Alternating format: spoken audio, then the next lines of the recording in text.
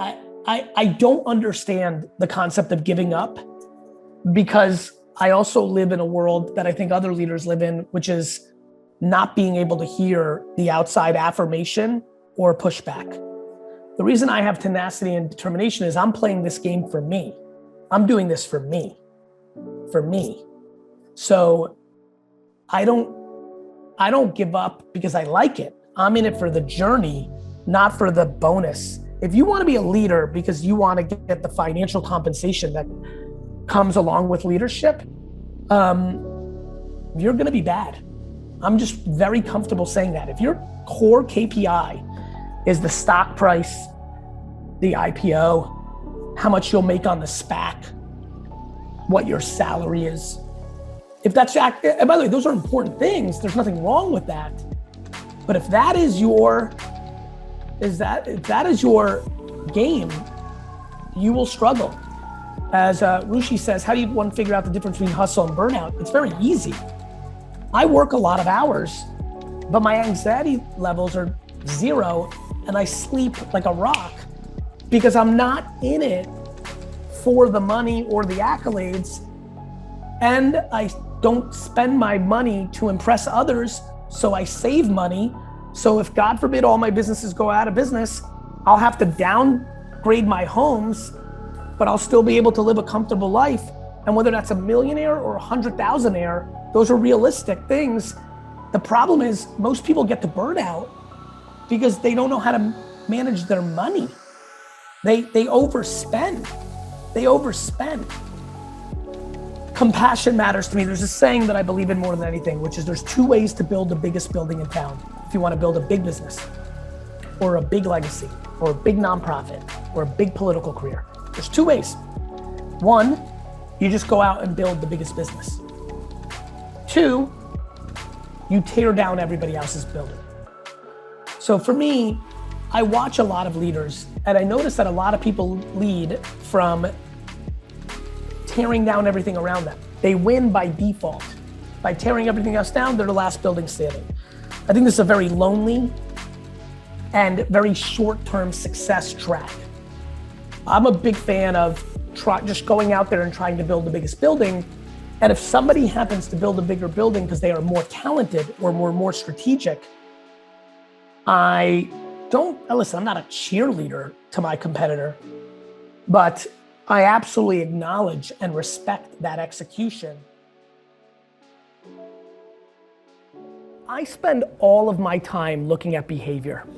Like at the end of the day, all I do is reverse engineer behavior. And that's what I figured I was good at, right? Like I was good at, because I was such a great salesman, I was able to reverse engineer as I got more mature and older. I'm like, I'm a great salesman because I actually am really paying attention to what you're doing. Like when I took over my dad's liquor store, I made a lot of money as a teenager selling baseball cards. All I used to do is stand behind a baseball card table and just people in malls would walk by and look at your case and I would just literally watch their eyes and be like, what are they responding to? So like UI, UX, like my designer friends are always freaked out of how good I am at it because they think I'm a business guy, I shouldn't be good at that. But that's all I've ever done my whole life at scale. I feel like I'm doing it right now. I'm like watching what's happening here. And so I use my EQ to like do my thing, and that's why I'm such a big fan of betting on strengths. I think that's the unknown thing about Zucks. I mean, Zucks gets portrayed definitely in the movie and just in general, like he's got crazy EQ. He like really understands people. Like, I think he's a really smart entrepreneur. Yeah, you know, regrets are interesting for me. Like, I'm sure, look, I have a ton of them, right?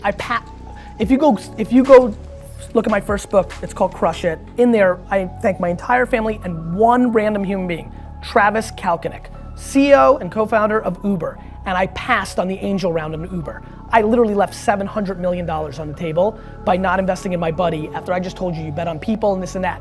It happens, right? So I have plenty of things to regret, right? I regret the fact that and look, don't cry for me. I'm gonna make $200 million because I gotta get in the next round. But I regret that when I was doing open cart optimization on winelibrary.com in 1997, that I wasn't smart enough to realize that if I turned that into a product and sold it to Amazon for $500 million, I would have made a fuckload more money than selling 18 more bottles of Pinot Noir, right? So But very honestly, you've got me pegged. I'm basically not capable of really regretting it. I'm trying to answer your question and not be a douchebag about it, but regretting feels to me like the opposite of entrepreneurship, right? Like I just think it means looking back, and I think speed is the #1 variable that most people in this room will struggle with. That is the variable difference that's what Travis and Zucks moved so when Mark bought Instagram for $1 billion, a couple months earlier, I did some Fox program and I said that, I was like, it was December, and they're like, hey, make some predictions for 2013. I was like, Facebook's gonna buy Instagram, right? Cool, whatever. 4 months later, it happens. And CNN asks me to come on because the video went a little viral in the tech community. So I was on Piers Morgan, and on Piers Morgan's show, his opening line is, this company's 550 days old. How the hell is it worth $1 billion? And my opening line is, they stole it. I get out of the studio, I'm hardcore Twitter, so I go on it, and literally there are thousands of tweets of people calling me a fucking idiot. So literally that night, from like 10 o'clock at night to 4 in the morning, I favorited every single one of those tweets by hand, all of them. I think this is a good story because this is what an entrepreneur I think does. I favorited them all, and then I guess last year this time, right? Facebook bought WhatsApp for $18 billion, and every article like the next day after the news came out is like, oh wait a minute, they fucking stole Instagram. And no joke, for a week, my wife and I went to Turks and Caicos for a weekend, right? Luckily she just likes to read and I can't bother her, and I laid on a beach for 19 hours a day, 2 days in a row, and replied to every single person that called me an idiot and said, what now, bitch?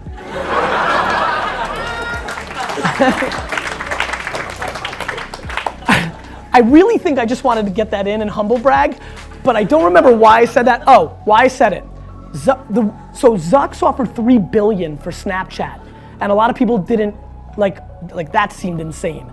But like, I don't think anybody thinks that's insane anymore, right? And so what he's really smart is he understands the gateway drug is important to him, because the 15-year-old girl right now in America is not going to be a Facebook user. And so he needs to keep having the next one, right? And luckily he's got the right one right now with Instagram, but every day that Snapchat becomes the next one, he needs to figure that out. But I think he sees it, and so like, it takes that vision.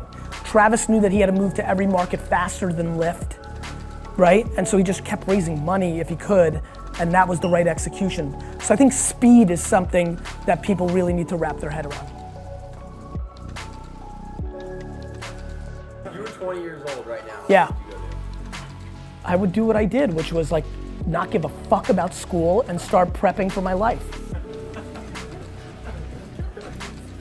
But that's what I did, right? It's not like, I'm not telling you like what is cool to say in a room of kids, I'm telling you what the fuck I did.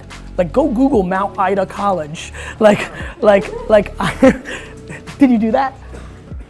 Okay, I thought you did it. So like, you know, like I had no other gear, right? So, but I truly feel I was 100% purebred entrepreneur.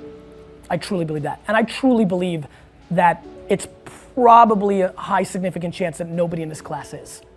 And that's not bad. I promise you 90% and 85% and 80% can be dramatically more successful than me. I probably could have used a little 10 or 20% of other stuff that would have leveled me out. I was just fucking off the chart. Yeah, man. So you said you came from zero, graduated from Mount Ida College. Yep. Was there ever a point where you felt like you had to leverage what you had to do with what you wanted to survive, you know, making money in an hourly job, or you start up on the side? Or? My dad had a liquor store, right? And so that made it a little bit different. So I didn't, you know, I came from zero early on, but by the time my dad lived the American dream, so it'd be a falsity that I did it all by myself. It was a super small business. It was a $3 million revenue business with 10% gross margin. We made $300,000 before expenses. It wasn't a big business.